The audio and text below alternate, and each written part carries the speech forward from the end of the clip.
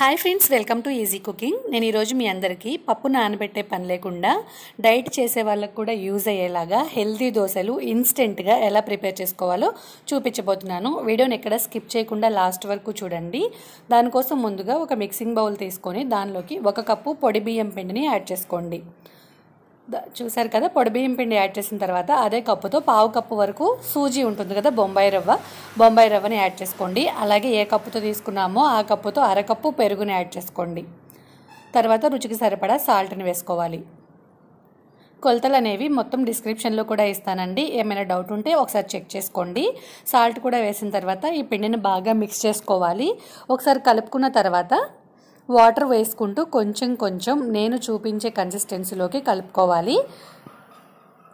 దోశలు అయితే చాలా టేస్టీగా ఉంటాయండి. అప్పటికప్పుడే ఇన్స్టెంట్గా ప్రిపేర్ చేసుకోవచ్చు. ఏం బ్రేక్ఫాస్ట్ చేయాలో తెలియనప్పుడు లేదా హెల్తీగా తినాలి అని అనిపించినప్పుడు ఈ దోశలు ఒకసారి ట్రై చేసి చూడండి, చాలా టేస్టీగా ఉంటాయి.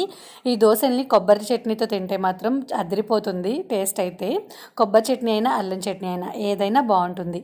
ఇలా కొంచెం వాటర్ వేసుకోండి. ఒకేసారి వాటర్ని వేయద్దండి, మనం రవ్వ వేసాం కాబట్టి వాటర్ పీల్చేసుకుంటుంది. ఈ బియ్యం పిండి రవ్వ అనేవి వాటర్ని బాగా అబ్జర్వ్ చేస్తాయి.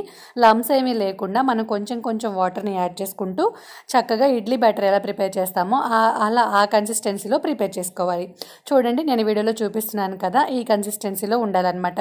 కరెక్ట్గా ఇడ్లీ బ్యాటర్ ఉండేటట్టుగా ఉంటే సరిపోతుంది. దీనికి మూత పెట్టేసి ఒక 15 నిమిషాలు పక్కన పెట్టేయండి. 15 నిమిషాలు పక్కన పెట్టేసాము అంటే ఈ వాటరు, ఈ రవ్వ, ఈ మొత్తం నాని చక్కగా మనకి బ్యాటర్ అయితే రెడీ అయిపోతుందండి. చూడండి, ఇప్పుడు దీనిలోకి 1 స్పూన్ వరకు జీలకర్రని వేసుకోండి. అలాగే 1 స్పూను అల్లము పచ్చిమిర్చి పేస్ట్ని వేసుకోండి. అల్లం పచ్చిమిర్చి కొంచెం కచ్చాపచ్చగా దంచి వేసుకోండి. వెల్లుల్లి వేయొద్దండి, ఓన్లీ అల్లం వేసుకోండి. తర్వాత ఒక 2-3 టేబుల్ స్పూన్ వరకు ఉల్లిపాయ తరుగు, టమాటో తరుగు, అలాగే కరివేపాకు, కొత్తిమీర తరుగు వేసుకోండి. వెజిటేబుల్స్ అనేవి మీ ఇష్టం అండి. దీనిలో కావాలి అంటే క్యారెట్ కూడా వేసుకోవచ్చు, క్యారెట్, క్యాప్సికమ్ అవి కూడా వేసుకోవచ్చు. మీకు కావాలి అంటే వేసుకోండి. ఇప్పుడు ఈ మొత్తం యాడ్ చేసిన తర్వాత ఒకసారి బ్యాటర్ని బాగా కలుపుకోండి.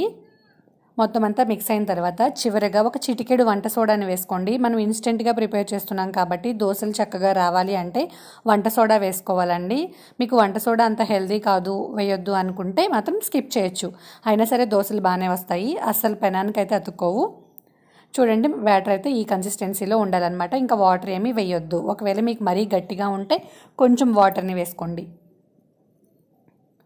చూడండి, ఇలా మొత్తం కలుపుకున్న తర్వాత వంట సోడా కూడా వేసి ఒకసారి మొత్తం మిక్స్ చేసేసుకోండి.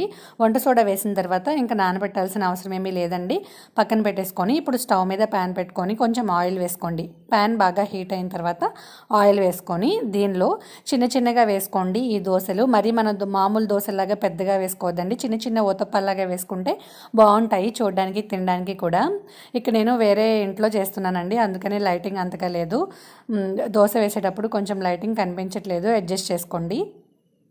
ఇదిగో చూడండి, దోశ అయితే చక్కగా అతుక్కోకుండా వచ్చింది కదా. ఇప్పుడు రెండో వైపు కూడా తిప్పుకొని చక్కగా కాల్చుకోవాలి.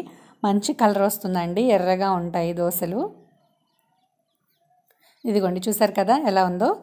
ఈ దోశలు మాత్రం మీరు ఎన్ని కావాలంటే అన్ని తినొచ్చండి. పిల్లలు కూడా చాలా ఇష్టంగా తింటారు, మన హెల్త్కి కూడా చాలా మంచిది. ఒకసారి తప్పకుండా ట్రై చేయండి. మీరు ట్రై చేసిన తర్వాత మీకు ఎలా కుదిరాయో నాతో కామెంట్ సెక్షన్లో చెప్పండి. అలాగే ఈ వీడియో కనుక మీకు నచ్చినట్టయితే లైక్ చేసి మరిన్ని ఇంట్రెస్టింగ్ రెసిపీస్ కోసం మన ఛానల్ సబ్స్క్రైబ్ చేయండి.